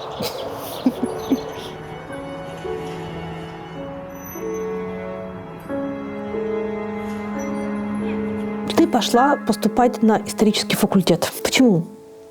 Ты хотела быть кем? Это махровые социалистические годы. Да. Более того, я на истории партии училась. Я в тот момент не представляла другого способа узнать, как устроен мир. Но это полуправда. Настоящая правда заключается в том, что я почти поступила на журфак МГУ. Но к вам, на журфаки всякие, надо сдавать русский, включая устную фонетику, которую я своим хилым мозгом постичь так никогда и не смогла. И я ужасно боялась облажаться. То есть у меня так, в общем, оно и осталось. В общем, стремление писать чем я и занимаюсь. И история. И, в общем, история перевесила. Но действительно, историческое образование – это же такое фундаментальное образование, от которого ты можешь как от трамплина оттолкнуться в любую сторону. Когда ты понимаешь, как устроен исторический процесс, по-настоящему хорошо знаешь и источники, и вот там, кто когда чего написал, в каких обстоятельствах и по какому поводу, что сделал, что с ним потом стало, тебе потом легко развернуться там, и в сторону социологии, и в сторону философии, и в сторону там, любого другого образования. Но ты училась на истфаке в то время, когда образование в России было довольно изолировано от всего остального мира. И там была и история партии, и история всего материалистического социализма. И это при этом было хорошее образование? Ну, во-первых, это такая штука, что кто же из студентов скажет, что было плохо, когда мы были студентами? Ну, конечно, было замечательное образование. И с точки зрения однокурсников, из них, правда, выросло много людей, которые меня очень серьезно разочаровали. Это кто, например? Они знают. Они обязательно посмотрят эту программу. Но у меня очень много друзей. Более того, мы нашлись спустя годы и очень близко дружим. И есть выдающиеся историки. Оля Хованова. То есть профессора, доктора наук. То есть блистательные, совершенно блистательные люди. Люди, которые реализовались в других областях. Но у нас были чудесные преподаватели. У меня латынька Заржевский преподавал. Когда сейчас Россия на государственном уровне декларирует, что ей никто не нужен, никакая заграница, никакие не подачки, не просто сотрудничество, это в том числе касается науки. Можно ли вырастить качественного специалиста сегодня в 21 веке, не связываясь, не имея контактов и не имея возможности обсуждать какие-то научные изыскания с иностранными коллегами? Нет, нельзя. Даже если речь о гуманитарных науках? И особенно в гуманитарных науках, потому что это про смыслы, они должны быть разные. В конечном итоге ты, может быть, твой смысл окажется главным, но ты должен его проверить в столкновении и битве с другими смыслами, с другими теориями, с другими концепциями. Возникновение каких-то очагов кулибинства такого, то есть просто потому, что надо. Но мы же говорим, опять-таки, не про краткосрочную перспективу. Россия – та страна, которую мы хотим внукам, правнукам отправить, еще и так далее, надолго. А в долгую перспективу на кулибинстве далеко не уедешь. То есть блоха-то будет подкована. Если надо, подкуют. Тут вопросов нет. Но в каждой больнице должны быть томографы. В каждой больнице должны быть аппараты КТ. Должны быть инфузоматы. Мы их будем переизобретать? Или мы что будем делать? Воровать патенты? Или даже если мы купим патенты, как очень вежливые, воспитанные люди. И из чего мы их будем собирать? Кто их будет собирать?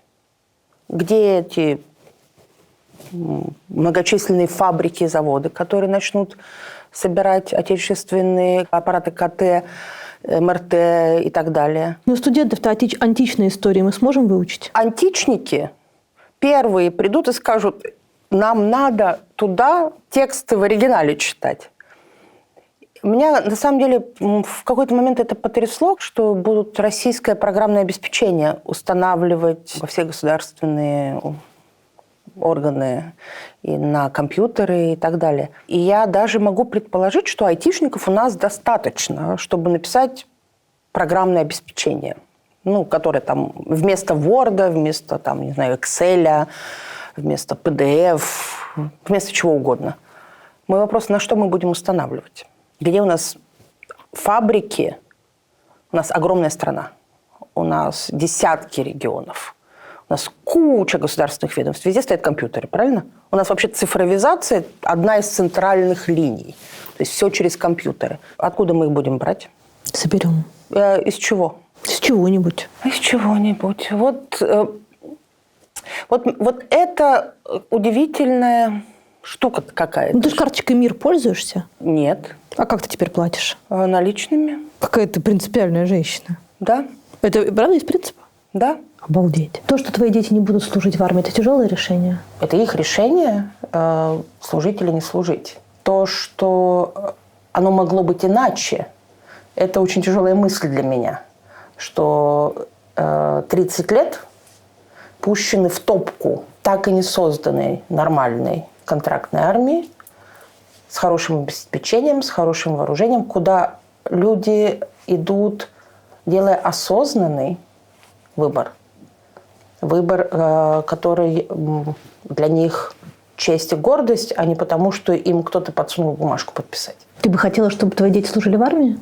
Да. Понимаешь, когда я рожала в 92-м, мы были абсолютно уверены с Панфиловым, что если захочет, будет контрактная армия, то есть не будет никакого призыва. Захочет, пускай идет. Это выбор. В конце концов, это выбор мужчины. Идти или не идти. Но вот именно так, когда это твой выбор, ты идешь, и это праздник. Это, ты знаешь, что там тебя не будут ни насиловать, ни гнобить, ни убивать, ни посылать на войну, прикрываясь черт знает чем. Да, конечно. И это нормально.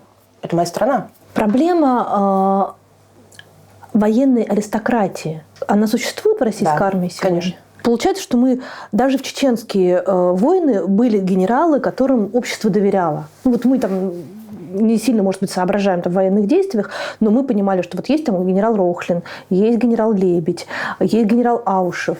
И этим людям, в общем, как-то общество доверяло. Сейчас есть какая-то такая фамилия, которой можно доверять? Я думаю, что эти фамилии есть, мы просто их не знаем. Просто было сделано все, чтобы снизвести именно армию до уровня сервисной службы. Потому что силовой блок очень большой, он очень большой. ФСБ и многие другие службы вышли на первый план обеспечения обороноспособностью и защиты и так далее, и так далее, и так далее. Я знаю, что существуют и карьерные военные, семейные военные, у которых и дедушки, и папы служили, и они отнюдь не в восторге от всего происходящего. Другое дело, что у них, в общем-то, как у изрядной части общества, отняли голос. Возможно ли ситуация, при которой вдруг вот эта военная аристократия, которая, как ты говоришь, все-таки осталась где-то, открывает рот и что-то говорит по поводу спецоперации? Я не знаю, но я легко могу себе представить, что из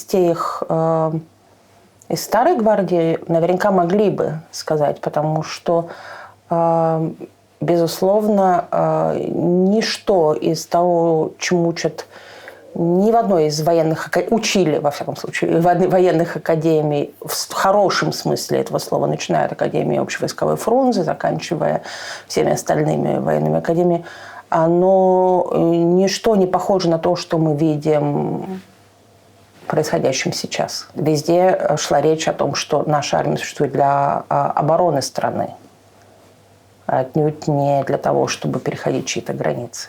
Какое отношение в обществе к армии? Армия среди разных уровней, мы же про коррупцию в основном, она не самая коррумпированная. Несмотря на господина Сердюкова и все его приключения.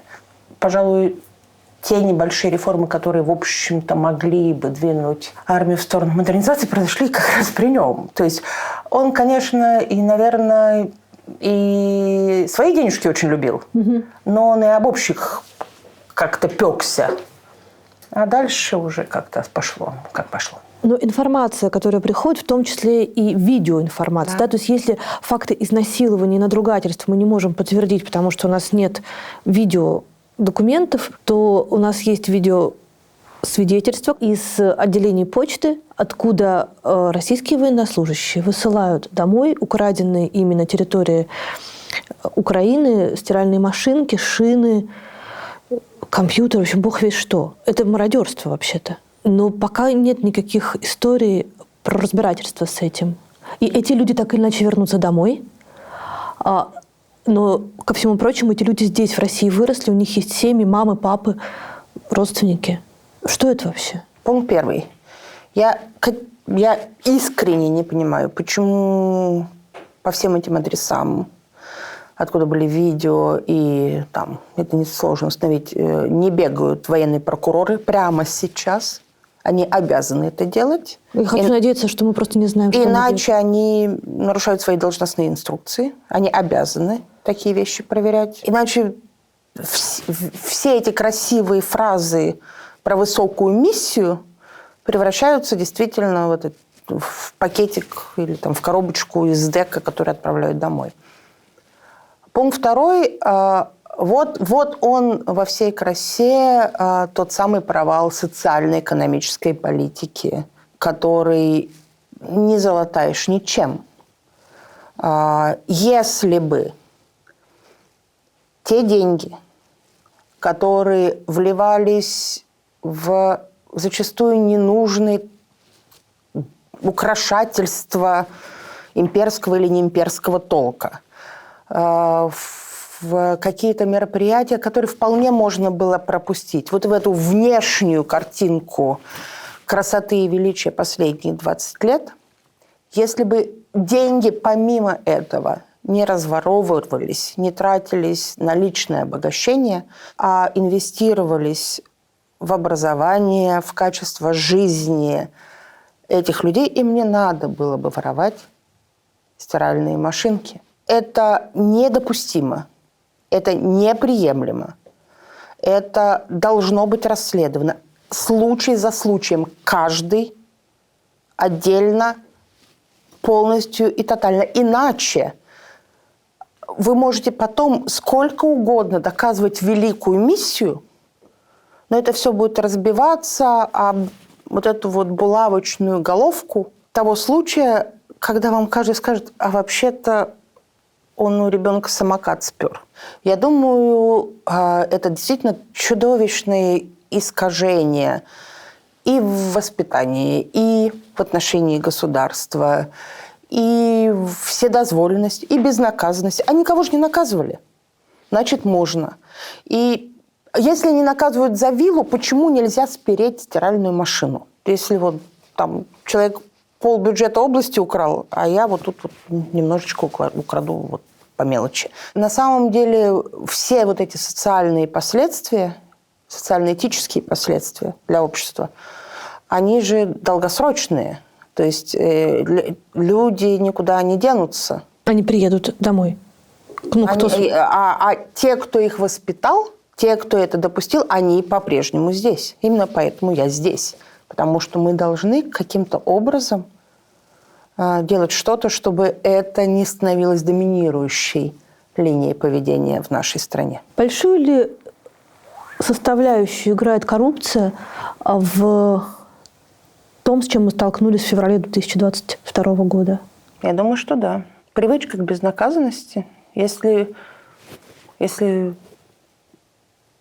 все до этого сходило с рук, а там у всех, кто так или иначе советовал, не советовал, подсказывал, не подсказывал, есть о чем пообщаться на эту тему. Я абсолютно в этом уверена. Если они все прекрасно знают, что, в общем, кроме несчастного Улюкаева и Абызова, в общем-то, ни с кем особо ничего ужасного не приключилось. Почему? Чего бояться? Почему ни одно из антикоррупционных расследований, или как это нужно сказать, коррупционных расследований... Каких? Называй как хочешь. Ни одно из известных антикоррупционных расследований не имело никаких последствий в России.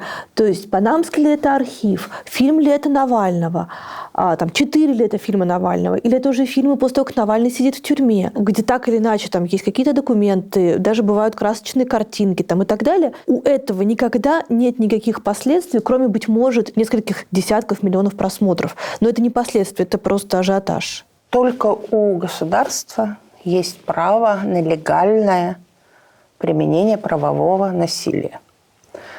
То есть никто из авторов бесконечных расследований, ни Алексей, ни моя команда, ни все остальные, кто бы то ни был, их много. И они все классные, они все герои. Мы не имеем права арестовывать людей. Но это обычно запусковой механизм. Но в других странах мы видим, там премьер-министры уходили в отставку, люди садились в тюрьму. Люди садились, потому что реагировала правовая система. там в ряде латиноамериканских стран и там в африканских странах люди выходили массово на улицы, и тогда сносила революция, зачастую очень кровавый, коррумпированный режим. А то, о чем ты говоришь, это прокурор запускает расследование, и начинается какая-то реакция, правильно? То есть даже там 10 тысяч людей там. Хорошо, а обычный гражданин я могу прийти, вот, основываясь на каком-то из расследований, прийти и подать в суд и сказать, вот тут вскрылись факты, хочу подать в суд? Тебе откажут. А почему? Ну, так у нас суды сложились композиционно в последнее время. Я не зря прочитала кусочек из Ильина. Там же вот этот кусочек, что у большой власти не должно быть мешающих, контролирующих вот этих вот рюшечек. А приведи первый пример коррупции в российской истории. Ну, наверное, ровно тот, вот как только кто-то себя назвал князем и выдал какую-нибудь лицензию на что-нибудь, тут же где-нибудь что-нибудь выросло. Соответственно, это давно. То есть это мы говорим о 80... Ну, в общем, с самого начала возникновения даже самых первых княжеств на территории Российской... Потому что Российской Федерации еще не было, еще были русские княжества. Прекрасность, имперскость, похорошелость Москвы последних лет тебя скорее напрягала или красота искупала все? Во-первых, я, видимо, в силу того, что я не очень вовлечена вот в том, чтобы бродить по имперски похорошелым улицам. У меня как работа, дом, вот прогулки там. Ну вот эта часть Садового кольца, очевидно, похорошела. Я не уверена в том, что она прям вот 100% похорошела. Она стала шире и покрыта плиткой. То есть, с моей точки зрения, похорошелость – это люди, счастливые люди, сидящие на верандах кафе. Это не плитка, это не пластиковые деревья, это не новые бордюры. Похорошелость города – это комфорт, качество жизни людей. В центре, да, но есть ведь и районы, куда не добралась вся эта прекрасная история, где люди по-прежнему живут в пятиэтажках, в панельках, где по-прежнему все там весьма не похорошело. И это тоже часть моего города, и я об этом тоже думаю. То есть я не вижу имперскости в том, чтобы умыть лицо, но не вымыть все тело, понимаешь? То есть припудриться – это хорошо. Это не отменяет необходимости решать проблемы тех районов Москвы, тех регионов страны, до которых вот эта вот красота не дотягивается только потому, что там не проезжают важные люди по трассам. А это по-прежнему наша страна. И меня это совершенно не устраивает. И поэтому меня это не восхищает. Я считаю, что те средства, которые были вбуханы в 33 раза переложенную плитку, отличным бы образом газифицировали села весьма недалеко от Москвы. И это был бы куда больший вклад в похорошелость нашей страны. Это ничего не объясняет с точки зрения абсолютной, с моей точки зрения, провальной социальной политики последних 20 с лишним лет. Относительно понятно, почему она была провальна в 90-е. Ну, потому что средств не было. И, в общем, страна балансировала, иногда даже и не балансировала, а вваливалась в дефолтные ситуации. Но начиная там с середины нулевых, в общем, было достаточно средств, чтобы делать значительно более качественную инвестицию в людей. Причем именно в регионах, там, где подрастают новое поколение тех людей, которые должны строить, должны лечить, должны учить, прокладывать дороги, работать на заводах. Сейчас говорят, импортозамещать. Говорят, у нас не хватает теперь комплектующих. Ну а откуда же они у вас возьмутся, если все ПТУ позакрывали? То есть даже если ее там можно выточить, ее некому выточить. И это отчасти нас приводит к мысли о том, что почему людям во многом сейчас все равно, что происходит, потому что для очень многих жизнь не сильно изменилась. Она не очень хорошей была и не очень хорошей осталась. Значительные средства, которые были потрачены на вот эти вот, как это, очаг папы Карла проекты, да, то есть очень такие красивые. Можно было парочку пропустить, но зато серьезно заняться прокладкой дорог между регионами. У нас иногда между двумя соседними городками там, в областях проехать невозможно. Ну, погоди, на самом деле любая социальная политика в здоровом государстве, да, она основана на том, что государство делает что-то хорошее для народа в обмен на его лояльность. Зачем делать что-то хорошее народу, который и так лоялен и будет лоялен? Потому что в конечном итоге ты остаешься с очагом папы Карла. Ну, если всех это устраивает. Я не уверена. Лояльность Путину конкретно и его власти в целом, она огромная. Я не знаю. Это лояльность, смирение с обстоятельствами. Это очень опасная история. Потому что лояльность основана на том, что ты знаешь, что тебя не подведут и обязательства выполнят. Это одна лояльность. А лояльность основана на том, что не было хорошо, нечего и начинать. Это другая лояльность. И она иногда приводит к очень тяжелым потрясениям, социальным, внутристрановым социальным потрясениям. Потому что людям, которые в какой-то момент, по шкале этого ухудшения упираются в стену, в общем, им все равно. Потому что они же не получили свою часть по-настоящему, не получили часть своего социального контракта. Они на него рассчитывают, но до конца не получают, с них по-прежнему требуют. Голосуйте, идите туда, идите сюда, делайте то, делайте все.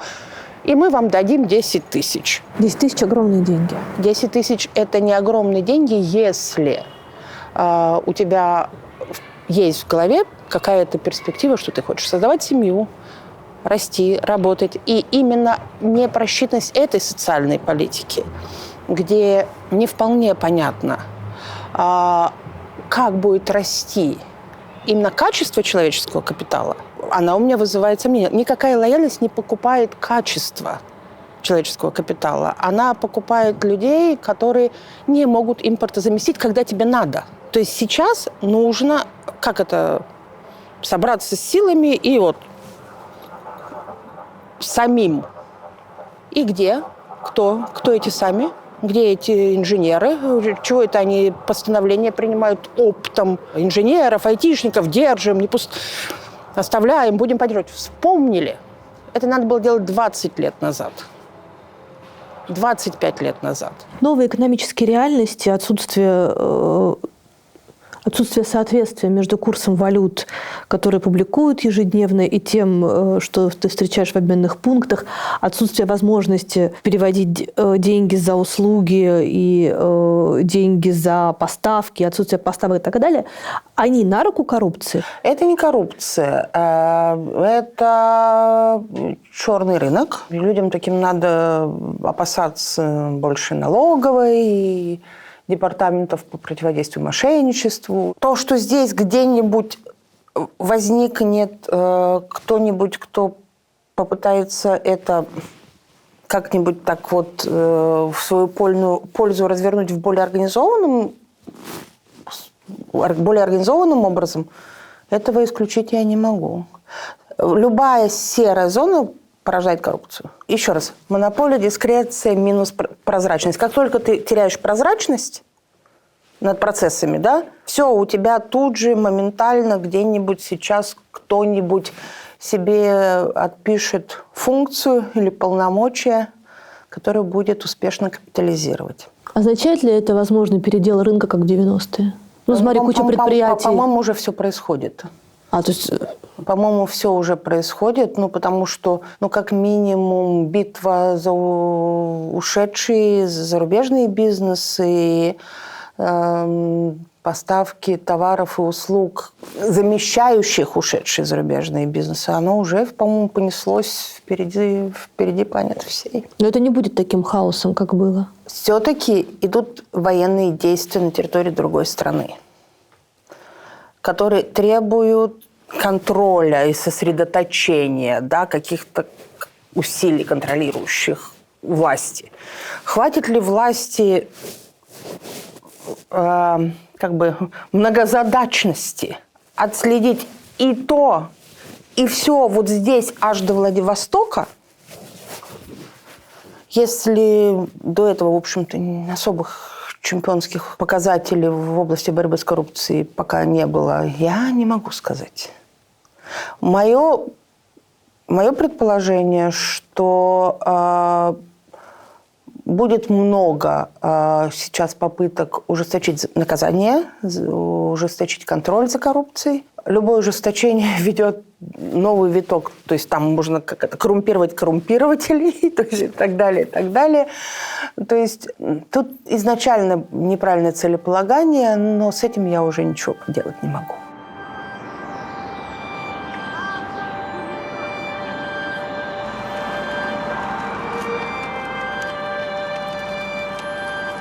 В России огромное количество семей, я это вижу по той обратной связи, которая нам приходит, огромное количество семей, в которых вопрос войны стал краеугольным, в том числе там, и до разводов, и до расхождений, до необщения с родителями, там, самых страшных скандалов. В твоей семье, у тебя есть брат, он работает в РАПСе, Олег, правильно? Угу.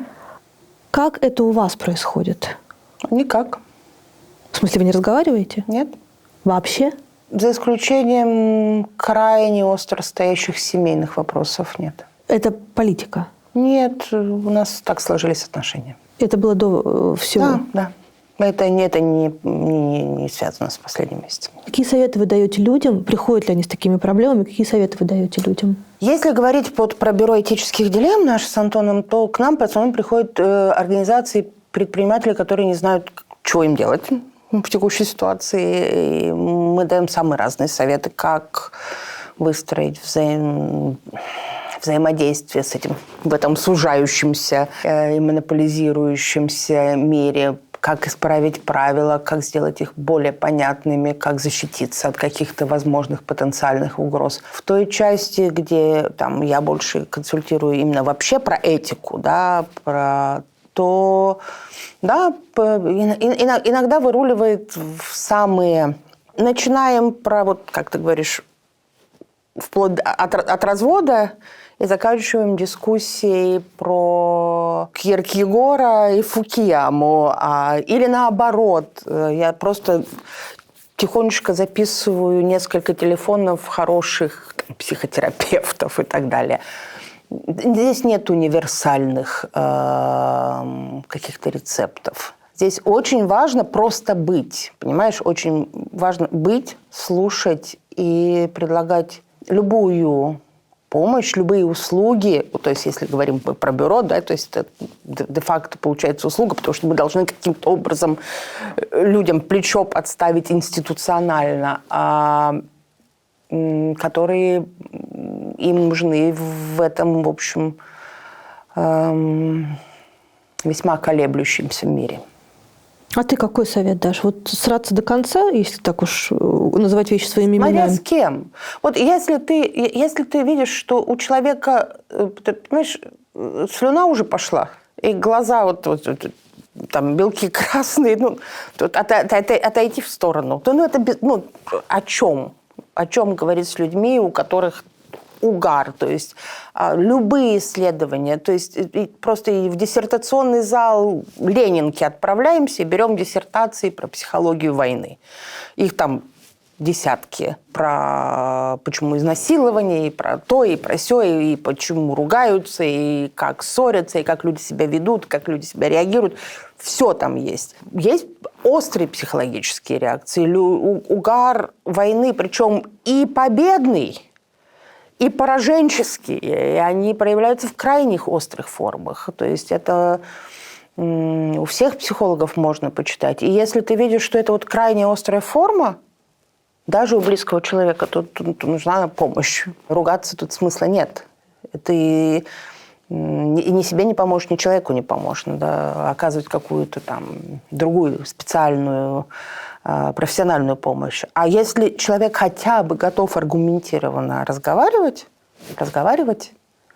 вообще слово столько раз спасло человечество. Опыт последних 30 лет твоей жизни в России не убеждает тебя в том, что ничего не получится? Это большой вызов. Это большой вызов, то, что сейчас происходит, потому что он вызов и общечеловеческий, и личностный. Потому что действительно этот вопрос, я думаю, задают себе очень многие сейчас. Какого черта? Я потратил всю свою жизнь, там, строя эту компанию, ту компанию, вот это медиа и так далее, а получилось вот что получилось. И тут можно действительно сказать, как мне там кто-то написал, 2 варианта, только иммиграция или внутренняя иммиграция, больше ничего не существует. Нет, я думаю, что надо вот как долго ты можешь, так долго пробовать делать максимум из того, что в твоих силах. Иначе какая-то получается глупость. Они придумали какую-то конструкцию, которую они пишут в кавычках, называют «русский мир», и эта придуманная конструкция будет сильнее меня, русского человека? Не, такого не может быть. Ты понимаешь, что, в общем, со своими взглядами и со своей позицией ты сейчас находишься в своей стране в меньшинстве? Ну и что? Это не очень удобно и не очень приятно. Да нет, наоборот, это очень удобно, потому что я в ладу сама с собой. И очень приятно, потому что я довольно регулярно, может быть, не очень громко, но регулярно слышу от других людей, что они тоже думают схожим образом, ну, с какими-то вариациями. Но просто по разным причинам, которые многократно уже озвучены. У кого там ипотека, у кого родители, у кого дети и так далее, просто не могут сказать вслух. У меня так получилось, что я не вижу сдерживающих причин, чтобы не говорить, что черное – это черное, а белое – это белое, что 2 × 2 – 4. Но от того, что кто-то решил, что немножко, переписать исторические книги, черное не перестало быть черным, белое не перестало быть белым, а 2 × 2 не стало 5. Что должно произойти, чтобы ты сдалась? Я должна потерять веру в то, что я принадлежу и самой себе, и этой стране.